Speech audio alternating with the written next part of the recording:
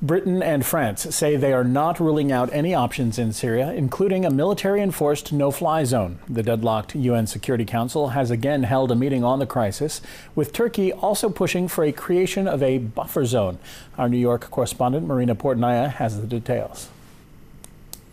The Security Council remains very much divided over how to deal with the Syrian crisis. The high-level meeting that was taking place in New York focused on the humanitarian circumstances in Syria right now and how they continue to exacerbate. According to UN officials, at least 229,000 Syrians have fled the country in the past 18 months, spilling over to neighboring countries such as Lebanon, Jordan, Turkey, and Iraq. This has, of course, made the circumstances very difficult for the neighboring countries. Turkey has asked the Security Council to consider setting up refugee camps inside of Syria that outside countries would safeguard. This is a suggestion that the Syrian government say they are very much against. Russia and China also have opposed it, saying that it could only create more conflict and violence. So clearly you have a very complicated situation here. But we did hear Western countries address the Security Council, their representatives,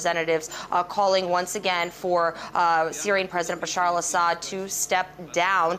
Britain and France, the foreign ministers of those countries, today made a new call encouraging for more defections within the Syrian government and the Syrian military. The Russian ambassador to the United Nations, Vitaly Churkin, did address the Security Council and raise the issue of the fact that the unilateral sanctions that Western countries, including the U.S., Britain, and France, those sanctions that they've placed on Syria are only hurting the Syrians. The sanctions imposed by the UN Security Council have nothing in common with the actual efforts to assist a settlement of the Syrian crisis.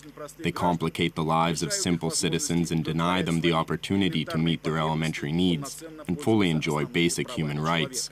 This is not only our conclusion, but it is also of an independent commission in Syria. We call upon nations who impose sanctions against Syria to immediately lift them.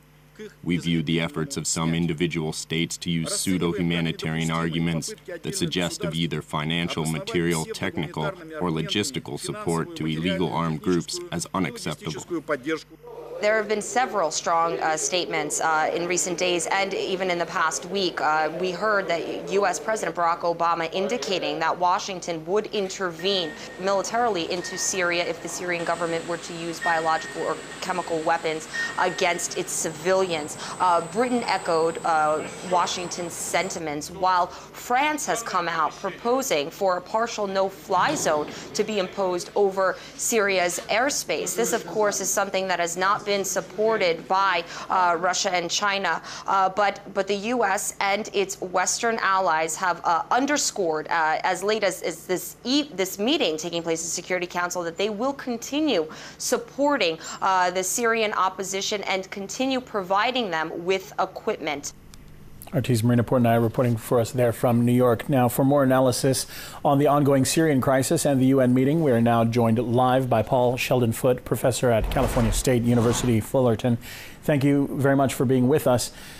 So we have seen another UN Security Council meeting. Has there been any difference in the tone of the rhetoric this time? It is unfortunately a repetition of what happened in Libya, where we have the United Nations being used to promote war instead of promote peace. We've come a long way from the time of the creation of the United Nations. Sanctions are acts of war. Permitting the support of terrorist groups to go into Syria or any other country are contrary to any reason for the United Nations. It's a question today whether it should even exist anymore. Well, how possible is a negotiated diplomatic settlement in the Syrian conflict now that we've seen ethnic, tribal, and religious divisions in that country, and that this is no longer justified between pro- and anti-Assad forces? Well, there's no desire by the West or NATO to have a negotiated settlement. The ultimate purpose of this exercise is to make sure that there's no competition in the Middle East for pipelines, such as by way of Syria, Iran, and other places. All these other things are excuses. Now, you just mentioned that there is no interest in NATO for a negotiated settlement. Actually, Foreign Minister William Hague has said that a NATO-enforced no-fly zone over the country is not being ruled out. They could possibly go rogue, even without the UN Security Council. Do you think this is a possibility? Of course, it's a possibility. And they even mentioned, France even mentioned this with respect to the refugee camps that are being demanded by Turkey to be placed inside Syria and run by the United Nations. And France said, of course, if we do that, we'll have to have a large amount of military there to protect the refugees. Let's touch a bit upon that initiative proposed by Turkey. How safe is it to impose a buffer zone in Syria, or is this just a pretext for increased foreign military presence there? It's a pretext. It's still another way to divide and take over the country using the United Nations as your vehicle.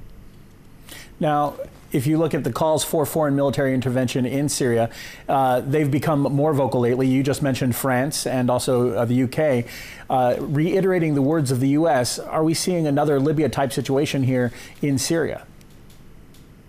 That playbook worked in Libya. They want to try the same playbook until it doesn't work anymore.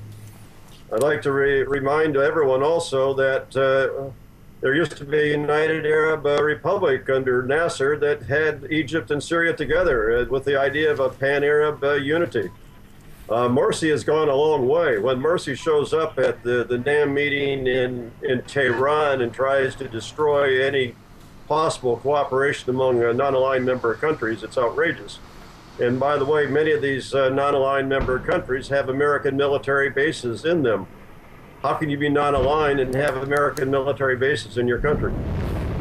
Good point there. Now, here's the question. We have these quote-unquote non-aligned states going against Syria, Syria taking offense to Mohamed Morsi's comments.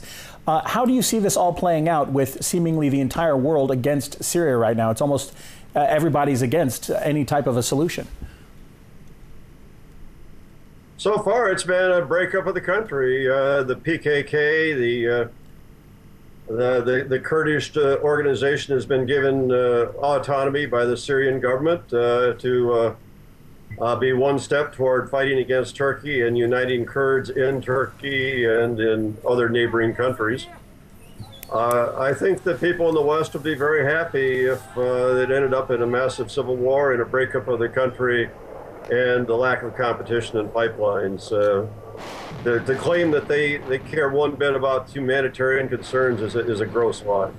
All right. Appreciate your thoughts. Paul Sheldon Foote, professor at California State University, Fullerton. Thank you for being with us.